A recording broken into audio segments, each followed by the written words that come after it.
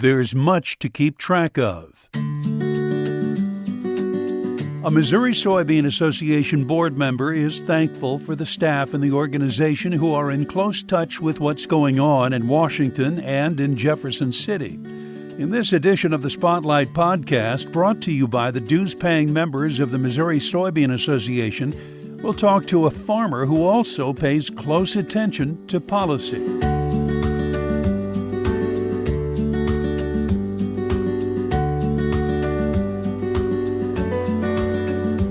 My name is Garrett Riekhof. On the Soybean Association Board of Directors is my role that I'm filling here today, but most importantly, I feel I'm a corn and soybean farmer from Higginsville in Lafayette County. Let's talk about some of the issues that are affecting soybean growers around the state. One, always water. What about it?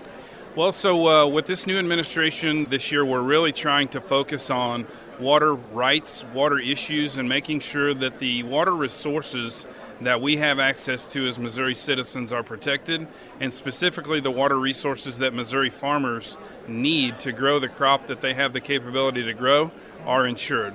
What I mean specifically is there's been some discussion about who's reporting their water usage accurately, who needs to have that reporting, are they reporting it, period, and where does that data, where is it housed? And the concern we have is ensuring that the water resources under a particular farm owner's farm are used and capable of being used for that farm's production. We want the resources of Missouri to be used for the benefit of Missouri. We don't want it to go toward the benefit of another state or an adjoining entity. So ensuring that our resources stay within these borders and that there is an avenue to make sure that we can do that legally, things are reported effectively but not too burdensome, and assuring that our resources aren't exported elsewhere. How important is this to farmers? Well, it's a good question. It depends on which farmer we're speaking to, right? On my farm in Lafayette County, I don't personally have access to the ability to irrigate, or if I did, it would be much more burdensome than, say, a farmer down in the Boot Heel of Missouri where they're very dependent upon, and it's very commonplace to do irrigation. There's areas in northern Missouri that it's commonplace as well. So this state is so diverse. How farmers view their water resource is far different depending on who you speak with. But as Missouri Soybean Association, we have to hear that collective voice, and we have to represent each of them, and we're armed to do that. There are certain areas of the state that water is as important to them as the dirt itself. And so how can we fight and make sure that the regulatory environment isn't more than they can bear, and making sure that all water consumers in the state, that the important water resource is here for what we need to do, whether it be municipal drinking, wastewater, or irrigation. There's a myriad of things we all know that water is an important thing, and making sure that there's transparency and access to any Missourian that needs it. It's a rule book that really hasn't been written well in the state, and just reviewing that and making sure that we get a better set of rules is what we're focused on. What are the other issues that are affecting farmers on a state basis in Missouri? Yeah, so there's been some rumblings about the Endangered Species Act, and making sure that we farmers are monitoring those regulatory rules that are coming down the pike. As a farmer, we're applying fertilizer, we're applying fungicide, insecticide, and herbicides to help nurture our crop. Well, as the regulatory environment changes and the Endangered Species Act modifies, we as farmers need to be engaged with how those rules are changing, making sure that we're playing by the rules. That's a tough thing for farmers because we're really not in the business of studying the rule books as the legislators change them on us. So Missouri Soybean Association has brought on a staff member to help monitor that for us, keep us engaged as growers and as a policy organization with making sure that these regulatory burdens aren't more than we can bear. And then if they are enacted, making sure that we growers all around the state are aware of the regulatory environment and what we can and cannot do as we apply crop inputs. You mentioned a staff member that is dedicated to watching out for soybean growers in that regard. How important is it to you as a farmer to have an organization, to belong to an organization who has a staff member doing this? Yeah, it's huge, Tom. I cannot wear that many hats on my farm. We're watching Little League football, we're driving combines, we're the electrician, we're the mechanic, and we're the grain marketer, and so on goes the list of hats that we have to wear. I cannot monitor each of these things even as particular as regulatory and water rights, and the list goes on. I don't have time, and I don't have the faculties, and my peers that I listen to don't either. So we have to have a team at our disposal that has staff that is specifically used to monitor those types of things that we can't, and then funnel that information that they're learning back down to us so that we can hear it and read it when we're wearing the other hats that we're wearing. So it's imperative. It's a perfect team, and it's a team member that each Missouri farmer, in my opinion, needs to have on their team. From a national standpoint, Garrett, what issues do you see that are going to be an impact to farmers? Well, really right now I think the hot button issue are maybe trade. Being cautiously optimistic about how the soybean industry is viewed as far as our trading partners with mainly China, I think would be the biggest one that would come to all of our minds.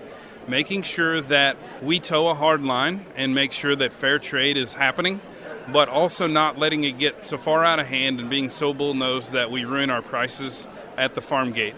So that's a big one, is just watching, making sure that we want to play fair, but we don't want to slip backwards and get into a market facilitation program event again. And furthermore, making sure that we don't benefit our main trading competitor, which is South America. Anything that makes it tough to deal with the U.S. as a customer is going to be an advantage to South America. And so ensuring that the U.S. is still the preferred trading partner among our global partners and staying competitive with our South American competitors, it's key. Secondly, we're really focused on biofuels, renewable fuels, and sustainable aviation fuel. We're trying to ever more get a bigger seat at that table, making sure that Missouri-grown soybeans have a seat at the table as far as a feedstock for those three fuels. I think biodiesel, renewable diesel, and sustainable aviation fuel are here to stay, and I think everyone is understanding the benefits of renewable fuels in the United States and maybe weaning ourselves off of petroleum fuel. It's always going to be a piece to the puzzle, but making sure that U.S. soybean products are a preferred feedstock. Specifically what I'm talking about is making sure that used cooking oil may be fraudulently imported into the U.S. to New York and California to some of the refineries there, making sure that that is not the preferred feedstock. We at Missouri Soybean are working with the American Soybean Association to renew the desire to give a preference for Missouri-made, U.S.-made feedstocks for those renewable fuels. At this point, in 2024, there has been 2.4 billion pounds of used cooking oil imported into the United States.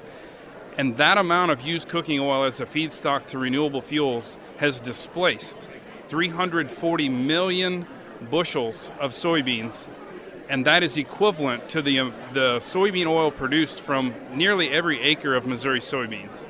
That hits me in the heart right there. And so what can we do as Missouri soybean farmers and American soybean farmers to ensure that our feedstock is preferred over some imported questionable feedstocks from other countries? Let's sustain our own. Let's use American-made fuel to fuel American projects. And that's really something that we're working hard on. Let's get to know you a little bit better, Garrett. What do you like to do in your off hours when you're not on the combine or not on the football field with your kids? Sure. I like to be outdoors. It doesn't matter whether we're hunting or shooting trap, or every so often I do get a fishing rod in my hand. I enjoy watching any sports. My kids are extremely competitive, and so they're very active in volleyball, football, basketball. My kids range from 9 to 19. Any good father doesn't know their age of their kids, correct? From 9 to 19, and they really keep us busy. My wife and I are obviously both self-employed, so the farm business, it's an entrepreneurship that doesn't end. We live and breathe the farm. We live and breathe ag advocacy. I enjoy spending and donating my time to Missouri Soybean Association and just advocating for agriculture for everyone who eats. It's a passion of our family, frankly. I'm split too many places. I need to get better at saying no, but man, it's hard when you enjoy what you do. Thank you, Garrett. You're welcome. Missouri Soybean Association board member Garrett Riekhof, a corn and soybean farmer from Higginsville in Lafayette County, Missouri.